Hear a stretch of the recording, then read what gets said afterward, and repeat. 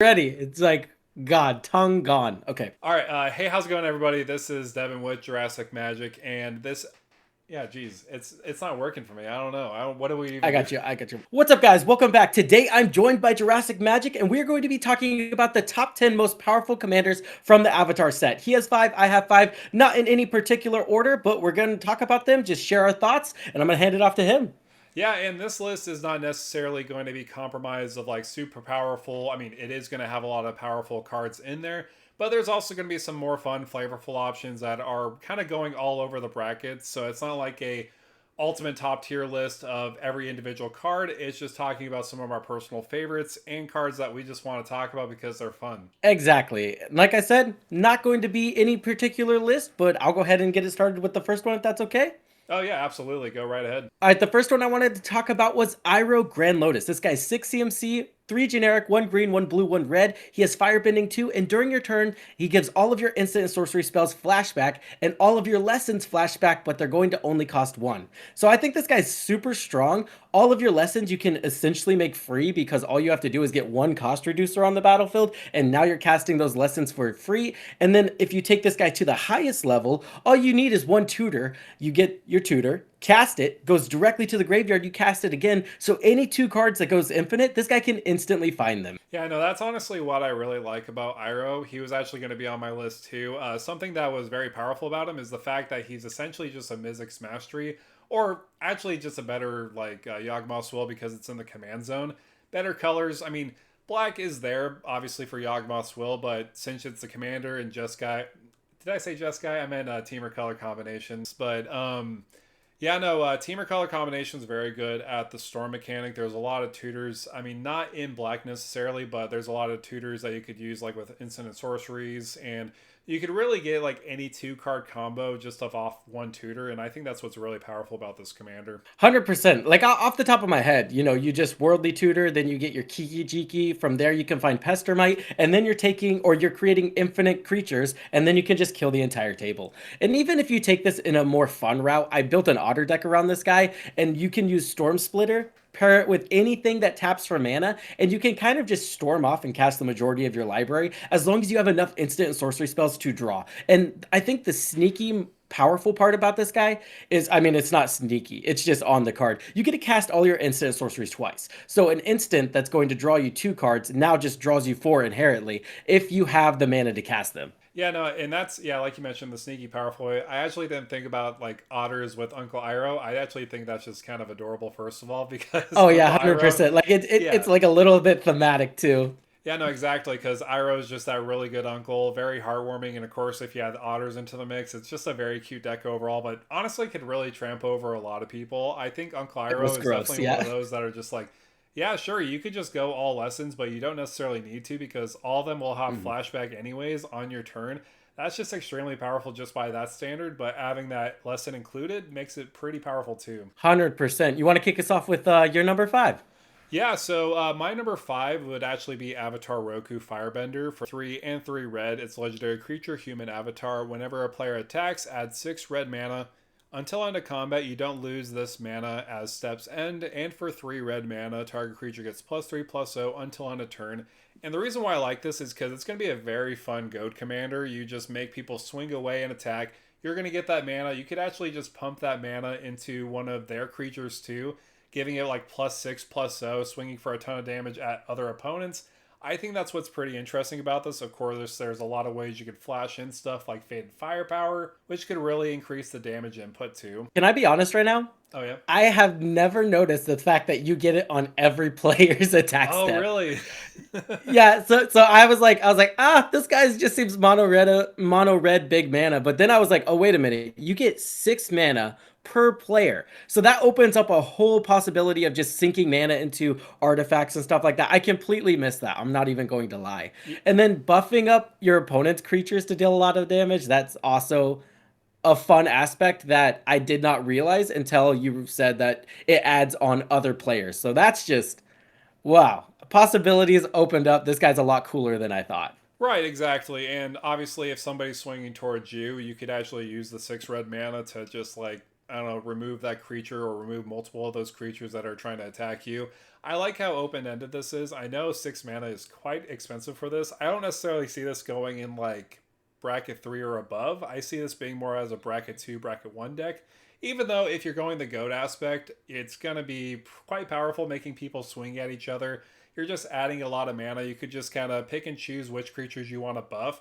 Or if you want to cast other spells on their turn, you could do so too. That's really why I like Avatar Roku, is just the fact that he's just very open-ended. You could go with the goat theme.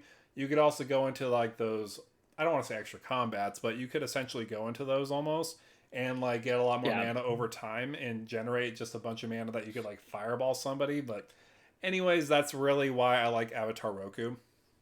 I dig it. And to your point, there is a lot of extra combat steps that you need to cast during the combat. So he's just going to essentially make all of those free, and you're going to get to do increasingly more damage for free as well. And I could see this being a very easy, or I could see this being a commander where you shove a lot of rituals in, and you do get them out pretty fast. Red, pretty famous at getting a ton of rituals out. I think this is Absolutely.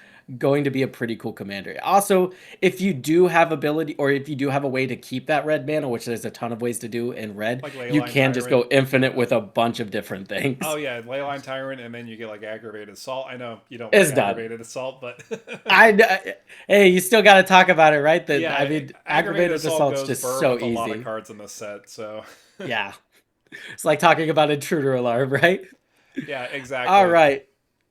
So I'm gonna kick it off with my number four, and it's going to surprise some people because it's Fire Lord Azula. People are going to wonder why I didn't put this higher up on my list, and I think the reason, and obviously you guys can speak on this, is she's just in the command zone, and she says as soon as you cast her, eat a removal spell. That's what's printed on the card. I just read it. It's there. She is going to eat all of the removal, and you're going to be public enemy number one because I'm pretty sure once you attack with this girl, even with a very, powered down version of her, you're going to create so much value that you will just win the game. Now, that does make her super powerful, but you are going to be public enemy number one. So it's one of those decks you have to subscribe to being the arch enemy by sitting at the table. And anytime you do that, it is just going to lower the power level of the deck a little bit. But again, there's some really broken things you can do with her. She's a 4 CMC creature in Grixis colors. She has Fire Bending too. And whenever you cast a spell while Fire Lord Azula is attacking, you get to copy that spell. Absolutely broken. I also did want to go over like a rules clarification here.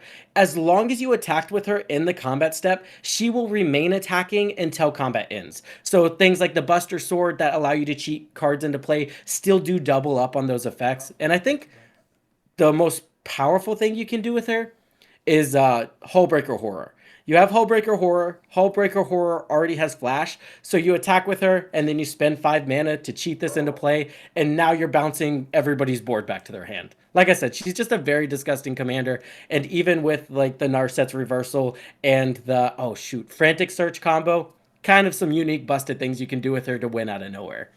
Yeah, you just mentioned Hullbreaker Horror, and I just kind of cringed a little bit. I don't know if you saw my face, but like two Hullbreaker Horrors on the battlefield is just like nightmare fuel because like when you It's cast a gross. spell, you're casting like you're bouncing everything almost. So like Yeah, Hullbreaker Horror, like with Azula, yeah, that's just disgusting. Like I it's mean, not okay. yeah, no, it's really not. Like even with like stuff like Enduring Curiosity, just like getting two like draws per combat trigger is just really insane. Like at first, I Mhm. read Fire Lord Azula just as instant and sorcery spells, but then I Oh, no, realized, no, no, oh, no. it's any spell you cast during combat is going to be doubled. I'm like, oh, so creatures, huh?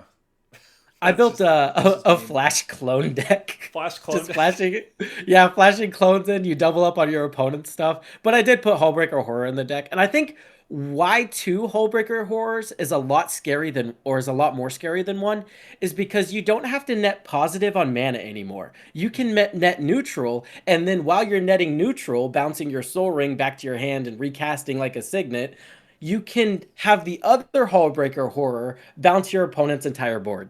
Again, Right. it's just kind of gross. No, it's that's kind of like in the process of it, like with Hullbreaker Horror, like You don't really need much to break it. And so if you're No, breaking it with 2, that means it's just going to be like win it more makes it for so much sure. easier. Yeah, It just makes it absolutely. so much easier, and it's super fun. Yeah. Oh, now's a good time to mention me and him together have built a lot of these decks, so we're gonna try to put a lot of them in the description. So if you guys hear us describing a commander that, oh man, that looks kind of fun, you can look in the description. Maybe we built them. I think we built the majority of these Yeah, commanders. pretty Yeah. much. Yeah. I just haven't done Avatar Roku, and I've been slacking on that. I definitely need to put that up there. But Dude, yeah. you've convinced me to build them. I'm gonna be honest. You've convinced. I thought this was a boring mono red Yeah, commander, and you're probably I've looking at been my list. You're convinced. just like, okay, whatever. We're just going to go to the other ones. 100%. I was like, this dude put Avatar Roku on his list. Let him have it. Dude likes mono red. F it. No, I'm No, I sold, dude. really do That's like really mono red. cool. Like, if you look at my whole list, 4 out of the 5 have red in the color combination. So, yeah, you're right. I love mono red. That's fair, dude. If you look at my list, I definitely don't have a ton of green. So Yeah, I don't think I have any green now that I think about it. Yeah, no that's green. good. I tell you what, I will make up for your lack of green. All I right, got you, perfect. bud. That's great.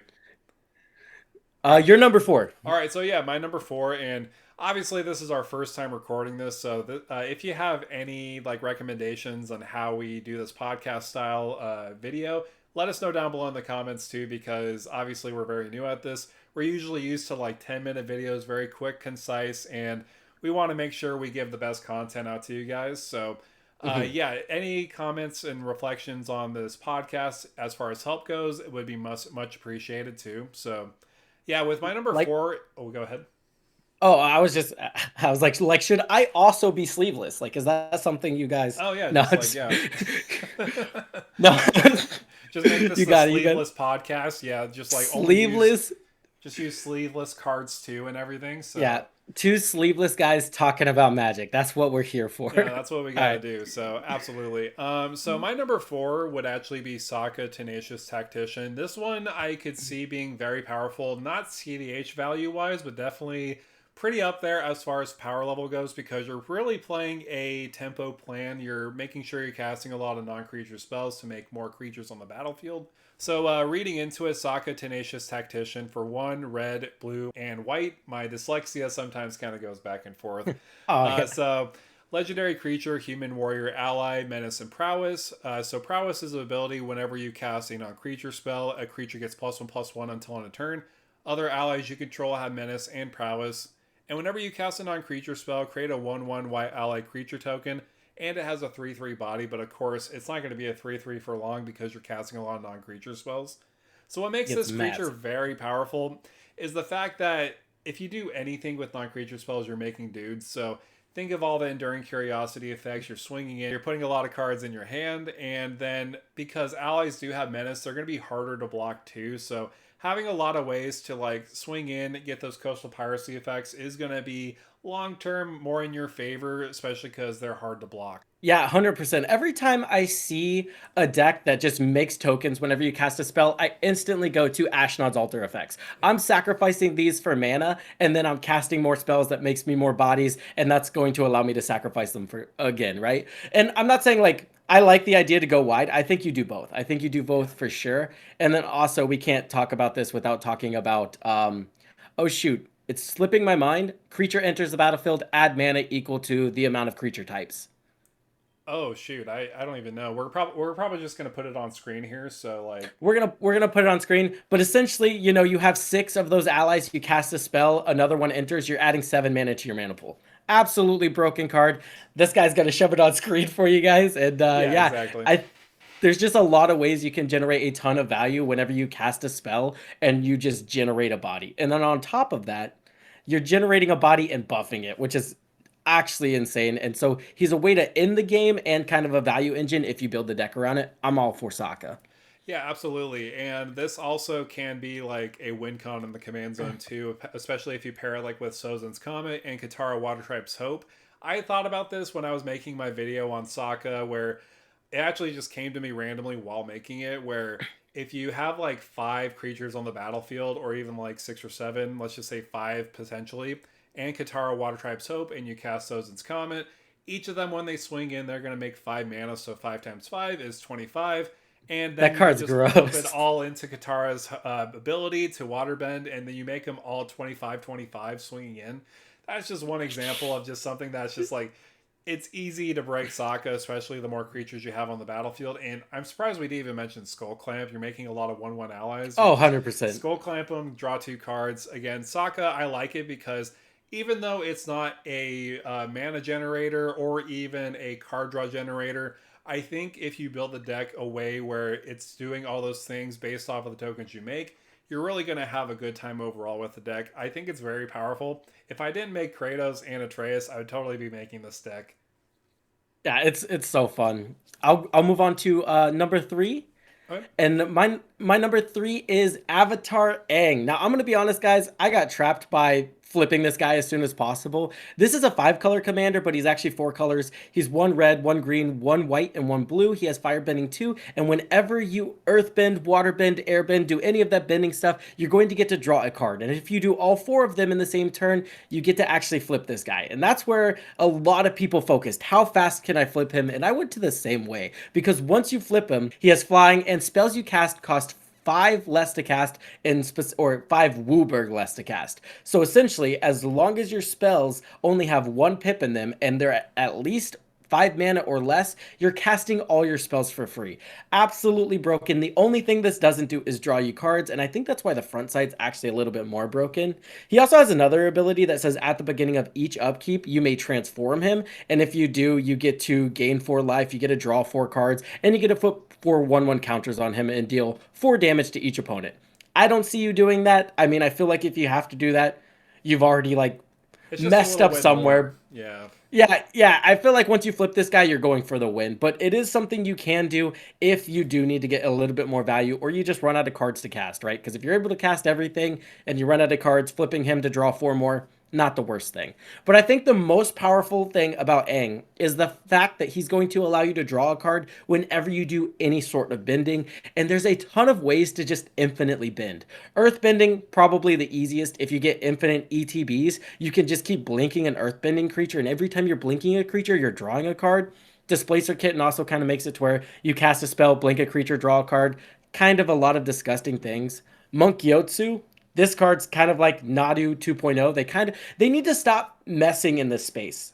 Being I able to agree. target, Yeah. yeah, this is like, I get it, you're trying to balance it, but stop messing with this. This is not something that we need to explore more. But he's a 4 CMC creature that says whenever another creature you control becomes the target of a spell or an ability, you get to airbend that creature, which you exile it and you can cast it for 2 CMC less. So all you need to do is reduce your spells by 2, which is very easy, or you just have something like Cloud of Fairies to where you can have it enter the battlefield, untap 2 lands, and then all you need is something like a Lightning Greaves that can reliably target that creature and you get infinite airbending. Really, really easy to do. And again, I think they just need to stop exploring with abilities that trigger whenever you target your own stuff, especially with, just abilities like equip abilities. Yeah, It's disgusting. where did that start? Like, was it like Goldspan Dragon, where like if it gets targeted by a spell, you make a treasure token? I'm trying See, to think of where it started. I'm a little bit okay with that, but the problem is whenever you target it with an ability, right? I think Right. there's a deck. I don't know what format. I only play EDH, but there's a creature that whenever you target it with an ability, it mills a deck. And it was like one of the best decks in a format. What is Maybe that? you guys can correct me in the comments down below, but it's Cephalid something. But you I target might it, find it and put it on the screen. Who knows? Again, yeah. you don't have to. But anyway, the whole like it was broken. You mill your entire deck, win the game with Thassa's Oracle, and then they tried to do it with Nadu. And then Nadu got banned, and now they're trying to explore with it different ways. Don't do it. You don't need to do We don't that. need a fixed version of any of that. Just No. any version of that's going to be busted no matter what. Just stop, unless it's like once per turn. But even then, that's still pushing it, kind of. But 100%. Another thing that's really broken with Aang is like you don't have to lean into earth bending 4 times or doing all the bending 4 times. You can just throw Moon Mist in the deck. 2 mana transforms him. So you draw the majority of your deck, cast Moon Mist, cast your deck for free.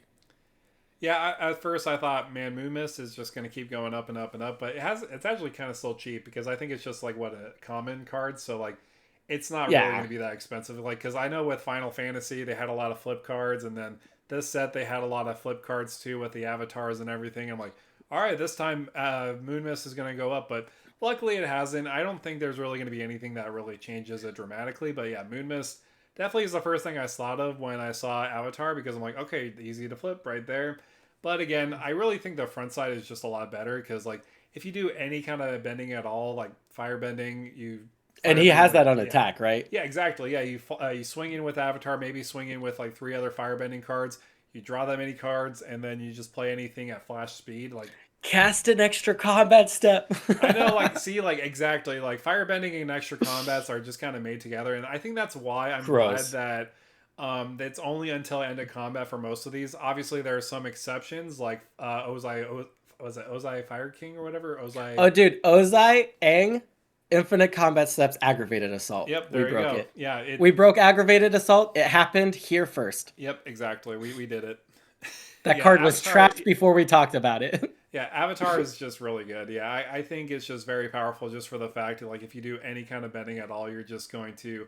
I'd even mention Katara, like Water Tribe's Hope, because all you have to do is just Oh, pay yeah, yeah. one each time just to draw cards. Like, so, like, if you have like 7 mana, you activate it once per time. You just draw 7 cards. It's like stupid. Hear me out. Intruder alarm. Creature that or creates a creature whenever you tap it. There you go. We broke intruder alarm and aggravated assault with the same commander. That's it. I'm just logging out of here. Yeah, yeah, we're done. We're done. We're done. No, yeah, Yeah, but no, it's very easy to break it. Like obviously, like if you do any kind 100%. of bending with Avatar, you're just gonna draw cards. It's just stupid. All right, yeah. You're number 3.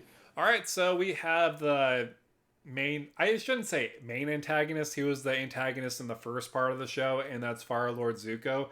I like this character a lot. He's one of my favorite characters from the Avatar show because he just has a lot of depth and a lot of character growth overall. And I Oh just yeah. like him when he kind of goes like full glory Fire Lord Zuko and he becomes the person he's supposed to be. I'm tired of the soapbox, so sorry about that. Super. So I think it's or just to piggyback on that. I think it's super thematic that they put white in his cost. You right. know, like yeah. So like, no, I know exactly. Like it hit hard. You're like, oh man, that's really Yeah, cool. because he kind of found balance because I feel like white and black are kind of yin and yang because of course he has a little bit of his past that kind of made him the way he is. So like having those color combination of Mardu is honestly very thematic. So I really Oh, like that first of 100%. all.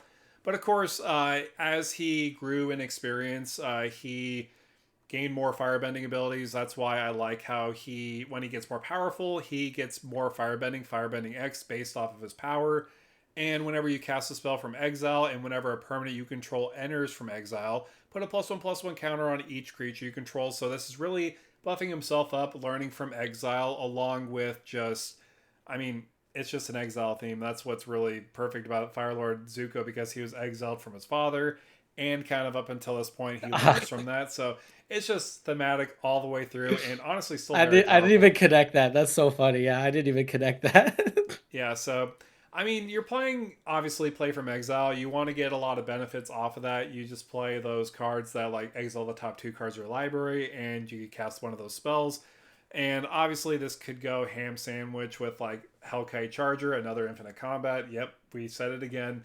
But anyways, besides that point, I just love this for like the benefits of playing from exile. I don't think we because Prosper, I think, is the most powerful play from exile commander right now, being only 2 colors. Yeah. This adds a third color with white, which actually works well with airbending, which is also another funny thing that, of course, he learns from Aang with the color white, and airbending works perfectly because you put stuff in exile and then you recast it from exile, so for 2 mana.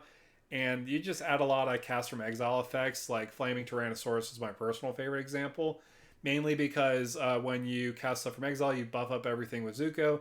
But Flaming Tyrannosaurus also buffs himself up too, and Lightning Bolts something. So overall, it's a fun casual card. I think it can be pretty powerful depending because you're adding a lot of mana anyways.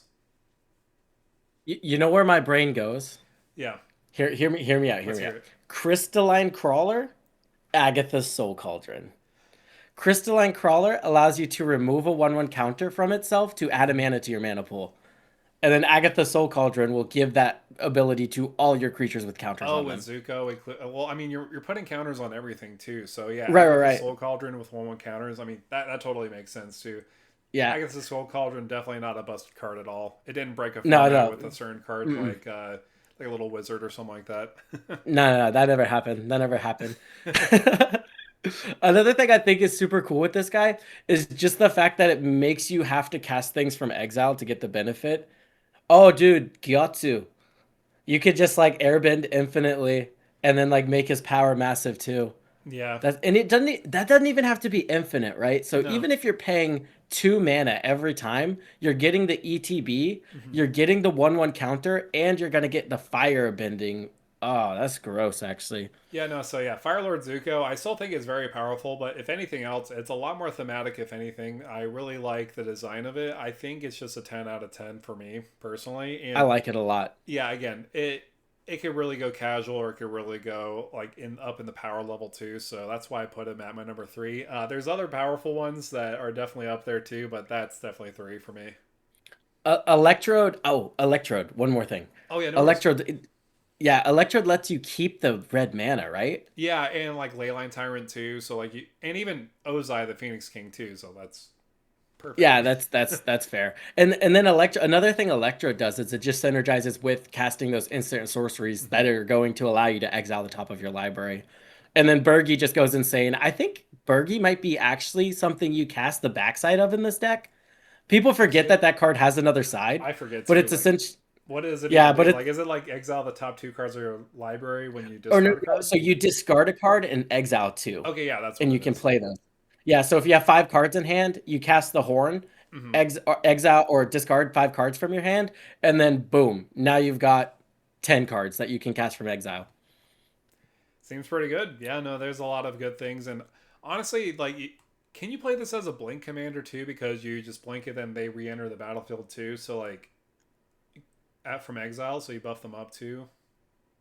It says whenever you cast a spell from exile, And then whenever another, or whenever a permanent you control yeah. enters from exile. Yeah, you could blink this guy, or So not this guy, but you could blink. The only reason I would stray away from blink is because I would want to keep the 1/1 counters. okay, no, then that totally makes sense. The reason why I mentioned that only is because of Electro, because when you mentioned him, when I saw that, I'm like, oh, when he leaves the battlefield, it's a leaves trigger, not a dies trigger. You could just pay all Oh, that you mana. blink elect. So Oh, yeah, that's more of that's my thinking on that. So I mean, I like how we're bouncing ideas off each other. So. no, no, that's true. That's what this is for too. Yeah. It's it's deceptively hard to fill the air with just your voice. So I think it's kind of cool. Like I could actually think, and I'm not like talking like a million miles a second like I normally do, but it's kind of cool to have something new and refreshing to just share to our audiences. Well, But and I'll kick. that yeah, that's actually the Oh, reason why we wanted to make these videos anyways, is just kind of bounce off each other because like I don't know, when you're in like your own little room and you're just talking about ideas by yourself, you're not really breeding a lot of creativity when you have more voices. Like,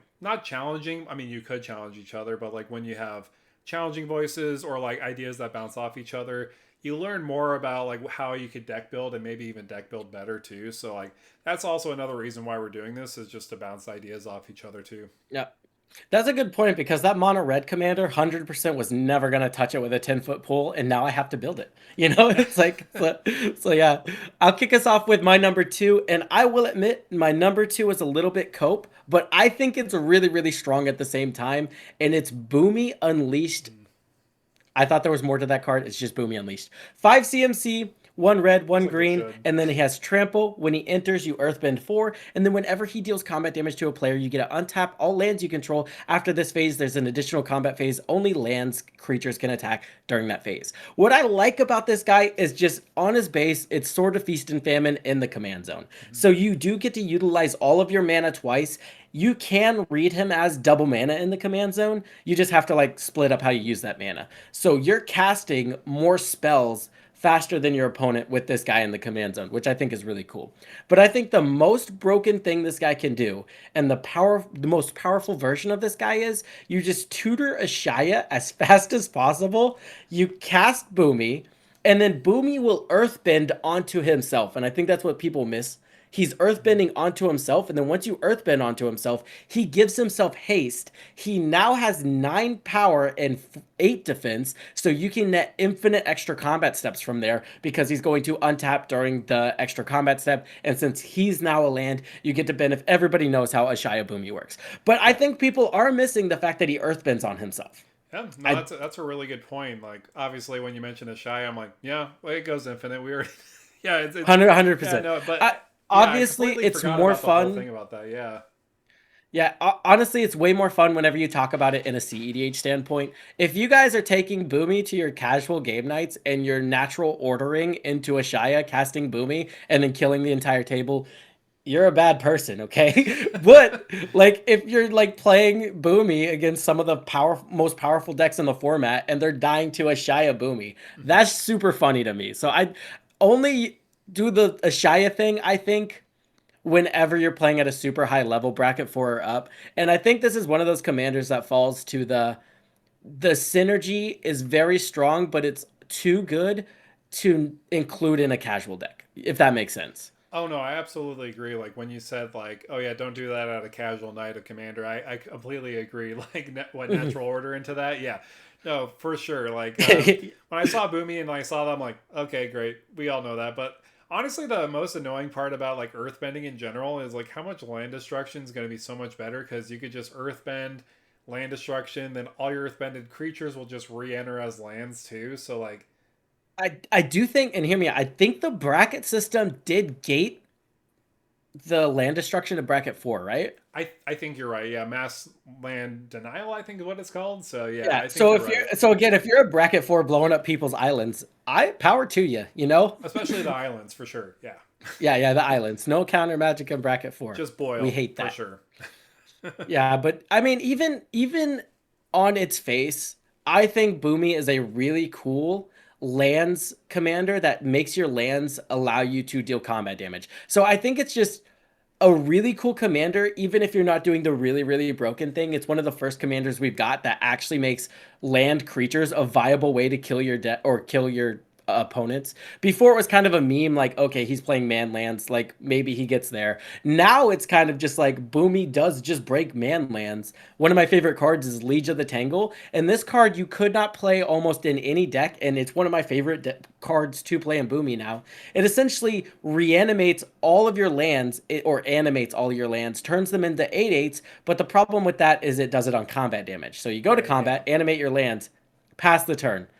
Boomy completely breaks that because now you don't have to pass the turn. You just can attack with all your 8/8 lands. So I absolutely love that. And then you give your lands vigilance and you're still able to, tap them for mana and cast your spells. So I just think it's a unique commander that you don't have to do landfall.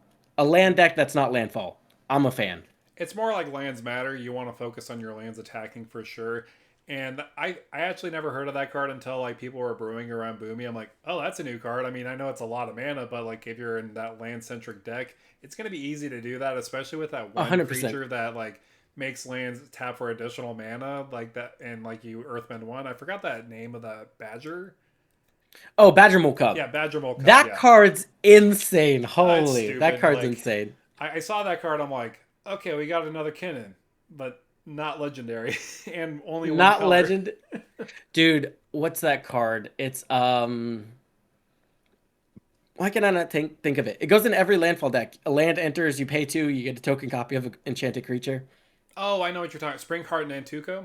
Yeah, Springheart Nantuko, Badger Cool Mub, Cub, they stack. Oh, they do. Okay. Oh, yeah, that's right. Because like Yes. two. Yeah. So a land enters the battlefield. You tap a land for 2 mana since Badger Cool Mole Cub's on the battlefield. You get a token copy of Badger Mole Cub.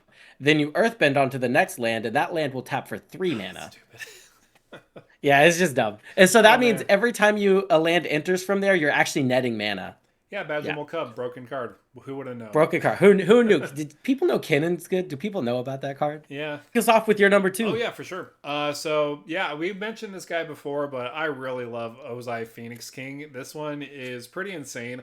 It's basically Electro and Leyline Tyrant by itself. So for two black and 2 red, it's legendary creature, human noble. It has trample, firebending 4, and haste. If you would lose unspent mana, that mana becomes red instead. And Ozai has flying and indestructible as long as you have 6 or more unspent mana. And it has a 7/7 body, and everybody knows what the number 7, 3 swings away, means that you're closing out somebody's game.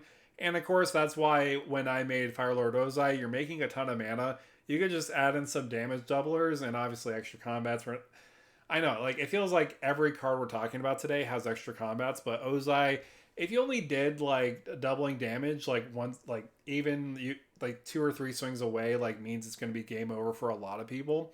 And obviously, the way I did it was that way. Also, big mana, so cards like Doubling Cube gets way better. Like if you have a lot of mana lying around, you're just going to be doubling that anyways. I also like this with cards that give Double Strike, especially because Ozai again is a 7/7. It won't be going under bracket level 2, but I could see it being like bracket level 3 at most because it's very commander centric because it has indestructible and flying. There's a lot of things going for it. I think what makes this card a lot more viable to run in your command zone as well, because people are always going to talk about 6 mana commander just seems really rough, is the fact that it has haste. You're casting this guy and you're instantly attacking with him, That's really and easy. you just need to make sure that you're able to instantly generate at least 2 more mana, and then he's going to have indestructible and he'll protect himself. Another thing I'll note, I know extra combat steps, but like almost every single extra combat step is 3 to 4 mana. Right. So this means on his face, he's just going to allow you to cast the majority of the extra combat steps in your deck as long as you have a way to reliably card or draw cards. This can be one of those decks that you brew to attack once and then win the game. And I'm not talking about aggravated assault here. I'm talking about you attack once, generate a ton of mana, and then you utilize that mana for extra combat steps, and then you just need to find any way to generate card advantage during the combat step, and you could just accidentally set up a board state where you attack and win. Now, how you generate those cards is going to be up to you, but there's a ton of ways, right? You could go aristocrats with this guy, make it to where you're generating bodies whenever he deals combat damage. You could make it powers matters. That's my favorite. You Right. cast 3 CMC cards that have 6 bodies on them, then sacrifice them to like an altar of the wretched or something like that. Like there's a lot of ways to get your card advantage. And then once you get your card advantage, this guy's going to pop off. I agree. This guy's really strong. And I feel like the most, probably the ways that this guy's going to win most is by using Torment of Hailfire because they had that secret layer of him in the art. So I feel like Uh, thematically it's going to make sense. I mean, I'm not a big Torment of Hailfire fan too. I played it like once or twice and realized, it's a boring way to win. But if you're generating that much mana with Firelord Ozai, it's just going to be a win con of the deck. I mean, a boring win con, 100%. but still a win con. I think Torment of Hellfire is my crater hoof for like big mana spells. Everybody does it a couple times and then they're like, okay, this is just really easy. And then they take it out eventually. But Right. everything's fun to do once, right? Right, exactly. And the reason why I mentioned Torment of Hellfire is because of the secret lair. He's literally in the art, so it kind of made sense 2 and 2 Oh, it together. skewed it. Yeah, so Yeah. that's why I had to mention that. Obviously, Sozin's comment is another one that's stupid with Ozai. You're just making that much more mana because obviously it's very flavorful towards the ends of the episodes where Ozai is getting all this power from Sozin's comment. You're just making a ton of mana. And I think this is going to be a pretty good Voltron commander. Also, aristocrats. I'd never even thought about aristocrats when you mentioned it. Yeah, really, the only thing this commander needs is card advantage, and he does everything else. So Right. once you find your card advantage engine, the world is your oyster. This guy's going to generate a ton of mana. Even if you want to talk about things like Helm of the Host and like the Mysterious Mime, you're just going to get another one of him, and you're generating 8 mana per combat step. And then in the case of Helm of the Host, you're generating an additional 4 mana every single combat step, along with 7 additional power. That card's insane. Yeah, no, I agree for sure. And that's why I included like I try to include a lot more card advantage, and that's why I feel like this would be more towards like bracket 3, bracket 4, because like cards like the One Ring or like cards like that'll get you extra card Yeah. advantage, like or even like Null Spine Dragon. I know that's a big mana one. I think this one works really well in the deck because when it enters, you may discard your hand, then draw cards equal to the damage dealt to target opponent. So when you swing in with Ozai, you're going to be netting 7 mana. I know 7 mana isn't the best and most advantageous, but again, you're getting a lot of cards in your hand. The more damage you're dealing, the more you're going to get, obviously. So that's why I included like a little bit more card advantage in here. One I absolutely love in this deck is actually Blood for the Blood God, mainly because Oh, it's I an love instant that. speed spell, and obviously it's going to cost like what is it, 11 mana? So like having that, and you don't even have to worry about creatures dying. You're probably going to gain all that mana with Fire. I almost want to say Fire Lord Ozai, but that's a separate card. Ozai the Phoenix King, Yeah. but you're going to be drawing 8 cards and dealing 8 damage to each opponent. It's just going to be insane. I just love that card too. So Yeah, Fire Lord Ozai is so cool. You just said something that I had something and then it was gone. Let's see. Fire Lord Ozai, you attack, you generate the Nope, it's gone. Oh, that's all good. Yeah, no worries. Oh well. Um, I guess I'll kick it off with my number one then, yeah? Okay, yeah, let's go. Let's do it. Okay, so my number one is going to be Aang at the Crossroads. I think this one is incredibly strong, and I think it is going to see cEDH play. This is a 5 CMC creature, 2 generic, 1 green, 1 white, 1 blue. He has flying, and whenever he enters the battlefield, you get to look at the top 5 cards of your library, and you get to put a creature card with mana 4 or less, or mana value 4 or less, onto the battlefield.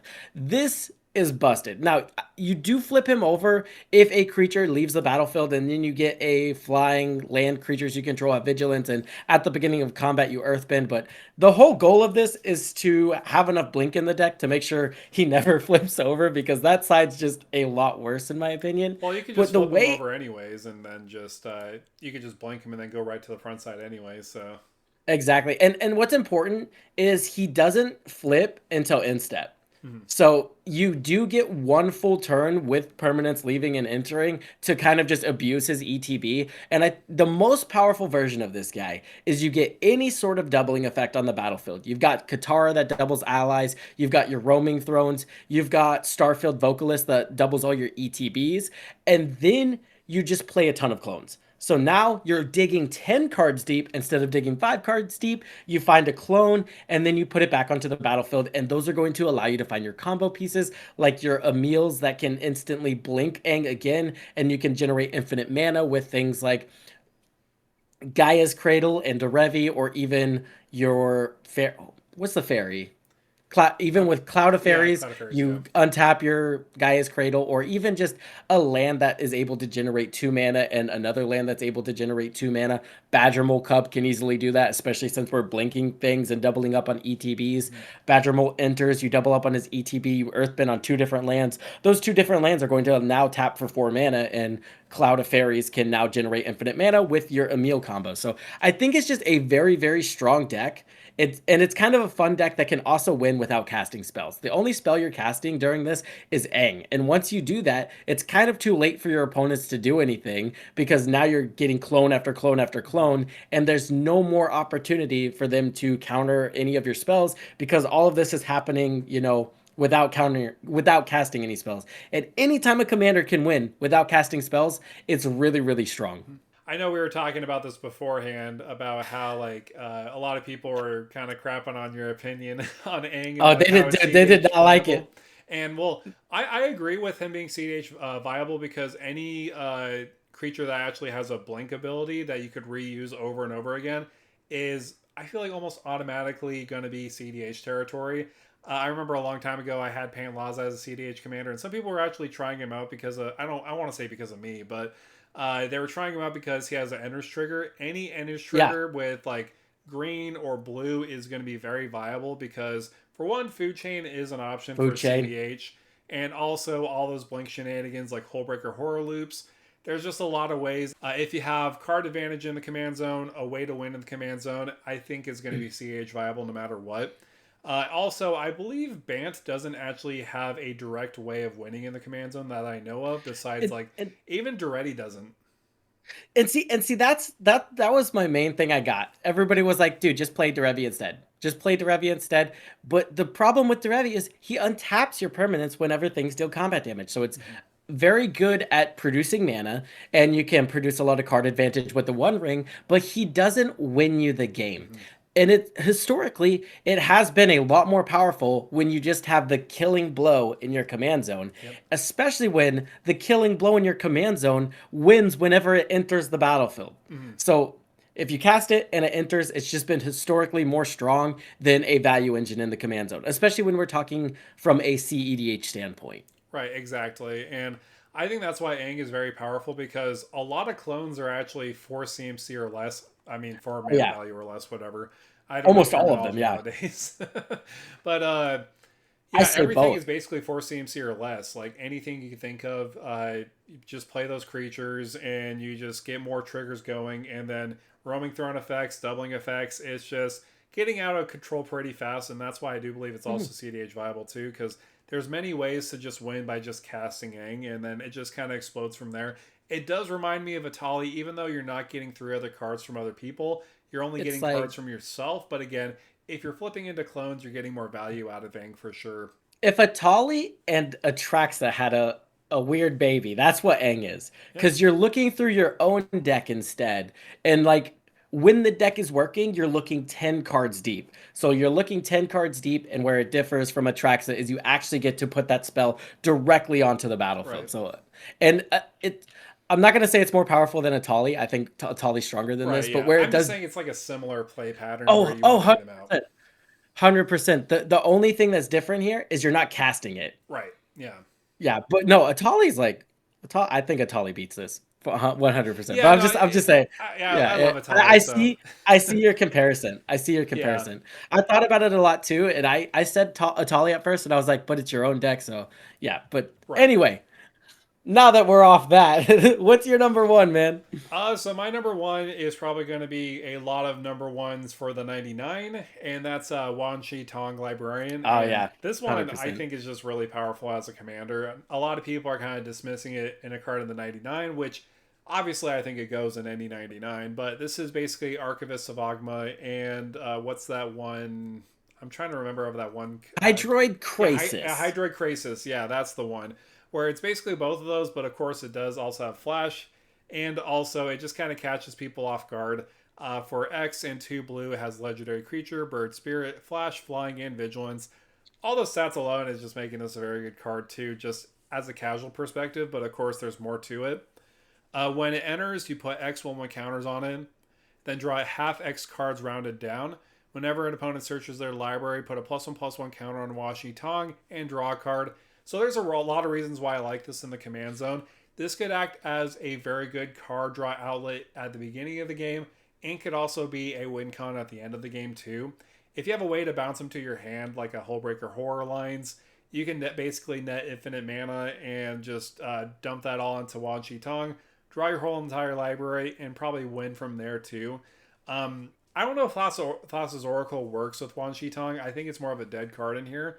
I probably prefer like Walking Ballista maybe because it's also an infinite mana outlet. But again, I feel like Thassa's Oracle is more of a dead card than like Walking Ballista because Walking Ballista can act more as removal too. But at the end of the day, you can just flash this in all for 2 mana, and when people are searching their library for fetches, for lands, or for even tutoring for cards specifically, you're drawing cards, making this a bigger threat. You're also swinging in the air, maybe for a huge creature. This also could actually just go straight up for Commander Lethal if you really wanted to, even cEDH territory. So that's why I think it's like the best of both worlds. Let me sell you on Thassa's Oracle. Let me sell. Let Okay, me. I'm gonna okay, sell let's you hear it. right Let's here. hear it. Okay. Wang Shitan has Flash, so Uh, you can resolve the Thassa's Oracle's ETB, and then oh flash yeah, in. okay. I see what you mean. Yeah, Yeah. yeah. No, that does So, make sense right there in that aspect. yeah, so you don't have to draw your deck. You just have Thassa's Oracle, and then if they're like, yeah, it resolves. Flash in Wang Shitong, boom, you got there. And plus, they're probably And not thinking you have a demonic consultation in your hand because you're playing blue. yeah, you're playing blue, right? And then I did also want to say another thing that makes this super viable, like he was saying, bouncing it back to your hand, super easy. They're even doing it like with Valley Flood Caller now. You may cast non-creature spells as though they had flash, and then additionally, whenever you cast a non-creature spell, birds, frogs, otters, rats get +1/+1, and then you untap it. So you play a card like Retraction Felix or Helix that says until end of turn, target creature gains return target non-land permanent to its owner's hand by tapping it. So you tap Valley Flood Caller, return a mana rock that's positive, cast the mana rock that's positive, you untap Valley Flood Caller, generate infinite mana that way, and then you can bounce Wang Chiton back to your hand. So like, there's no shortage of ways to generate infinite mana in mono blue. You even have Isochron Scepter Oh loops right, with yeah, dramatic exactly, yeah, reversal. Yeah, so the only problem with those loops is how you're gonna get them back into your hand. But right, even that's like, oh no, I have to find a way to bounce a creature in mono blue, right? yeah. Maybe even no sacrifice outlets wouldn't be really that good for you, to be honest. Actually, it wouldn't. Yeah, just for the 99, it doesn't make sense. Yeah, But you could like with all the card advantage you have, just pognify your own creature. Like who yeah, cares, right? There's also like snap. You bounce it back. You untap 2 lands, cast it again. Super simple stuff. I mean, I think at the highest level, this could probably see cEDH too. Like you're drawing cards on every fetch land, you're drawing cards on every tutor. You're gonna get a ton of card advantage, and you can just play permission style. If you right. try to cast a spell, you got to ask the Wang Shi Tong player. No, that's true. And I don't know if this is good in cedh. I think it can possibly be good, mainly because people are not playing really that much basic lands. But I love Demolition Field. And what's that one? I think it's from Theros that like each player searches their library for a land and puts it onto the battlefield if you destroy one of them. I'm trying to remember the name, but Oh, I know. It's another land, right? I'm trying to think if it's good or not because obviously you're giving three people one land, but you are drawing three cards off of Wan Shi Tong, all for just taking out a guy's cradle. I think that's I pretty like that. decent. I know it's not Demolition Field because that specifically targets one person and they only search a land. I'm trying to remember the other card. I'm probably just going to put it up on screen, but making each player search three lands and then you draw three cards and put 3/1 counters on it. I think it's pretty money. I mean, again, I don't like the idea of giving other people lands. That's the one drawback. But if people are not really playing basics, I think it's just going to be a win-win for you because they have to Oh search yeah. their library and they fail to find a normal basic land. Then, well, you just get that card advantage anyways. 100%. And even like in casual, everybody's playing their Farseeks, their Nature's Lore, three visits, cultivates. There's a ton of greedy mana bases that just play fetch lands too. So I think you're going to draw more cards than you think with this. Additionally, like I put Archivist of Ogma in my casual list now. Mm-hmm. Have not been disappointed at all.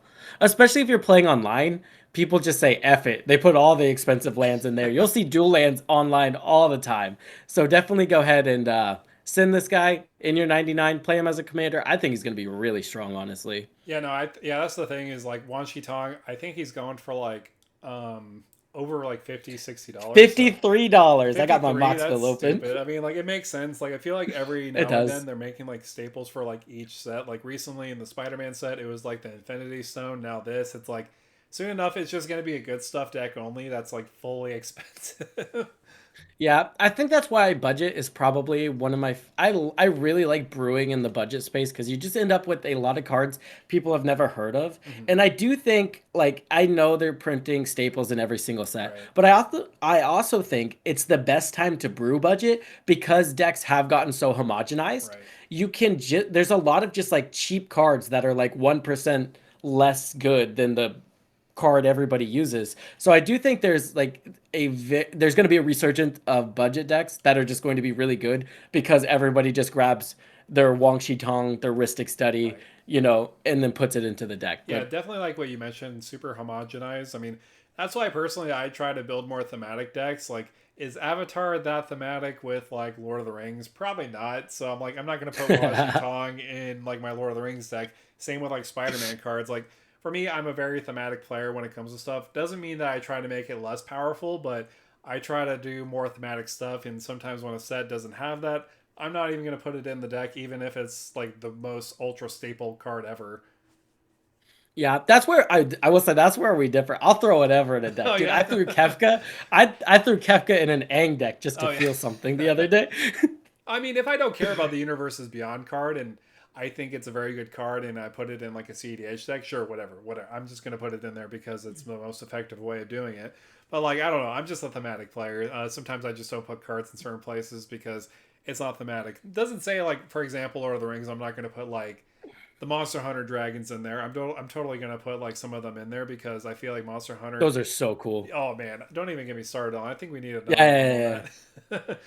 So, yeah, no, that is basically your five and my five.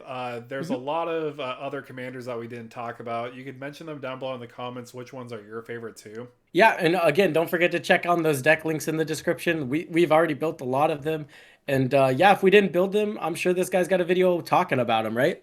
Yeah, absolutely. Yeah, I feel like we were making decks all the time. I feel like Yeah. sorry, I almost like choked on my own spit. Yeah, we're making decks all the time. We're trying to. I mean, this is why we collabed with each other because I feel like we personally make like so much decks that we kind of have a lot to bounce off each other with. So this is A why we hundred wanted to percent. do this originally, so that we could just talk more about Commander. Yeah, no, it's and I've enjoyed bouncing ideas off. Like it's cool that I don't have to spit or fill 100% of the space, and Right. because of that, I think you guys can see like I'm talking like not as crazy maybe, and it's like No, me too. easier to Yeah. like form my opinions because sometimes your mouth can outrun what you're thinking, and you just come off as like a crazed, insane person. No, exactly. And like you probably saw it while I mean I might edit it out, but like you probably saw like us like when we're trying to bounce off each other, there's like a little space in between. That's because we're like, oh yeah, your turn now, my turn. So Yeah. Yeah, and hey, we'll figure it out later, guys. If we keep doing this and if you guys enjoy, definitely let us know if you guys enjoy this longer form content. If you guys say you love it, we're going to try to do it more often. If we don't see a lot of, hey, this was really cool, we're obviously not going to be as incentivized to make like however long this how long have we been going now? so far I'm timing like 57 minutes, but it's probably going to be Yeah. condensed. Yeah, so if you guys enjoy like these longer form contents, definitely let us know in the comment section down below and let us know if you enjoy having both people on the screen, giving different feedback and stuff. Kind of like a deck building podcast Right. talking about commanders. So, Yeah, and yeah, this is what it's really all about feedback is anyways. definitely wanted. Yeah, feedback wanted for sure, guys. Well, so we're going to wrap it up here. So if you can, again, make sure to like, share, and subscribe. And so we'll see you next time. Yeah, bye guys.